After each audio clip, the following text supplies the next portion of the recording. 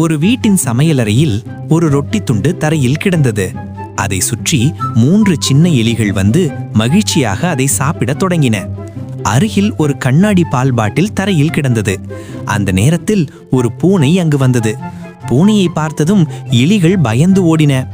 ஒரு எலி மட்டும் விரைவாக அந்த பால் பாட்டிலுக்குள் குதித்து மறைந்தது. பூனை அந்த எலியை பிடிக்க முயன்றது. ஆனால் பாட்டிலுக்குள் இருந்ததால் எலியை பிடிக்க முடியவில்லை. அப்போது பூனை இந்த எலியை பிடிக்க ஏதாவது கருவி கிடைக்கிறதா என்று நினைத்து சுற்றி பார்க்க சென்றது. அதை பார்த்த மற்ற எலிகள் உடனே திரும்பி வந்தன. நம்ம நண்பனை காப்பாத்தணும் என்று அவை முடிவு செய்தன. அவை ஒன்றின் மேல் ஒன்று ஏறி ஒரு நீண்ட கோபுரம் போல நின்றன. மேலே இருந்த எலி தன் வாலை பால் பாட்டிலுக்குள் இருந்த எலிக்கு கொடுத்தது. பாட்டிலுக்குள் இருந்த எலி அந்த வாலை பிடித்து கொண்டது. மற்ற எலிகள் எல்லாம் சேர்ந்து அந்த வாலை இழுத்தன. சிறிது நேரத்தில் பாட்டிலுக்குள் இருந்த எலி வெளியே வந்துவிட்டது. அந்த நேரத்தில் பூனை திரும்பி வந்தது. ஆனால் எலிகள் எல்லாம் தப்பித்து ஓடிவிட்டன.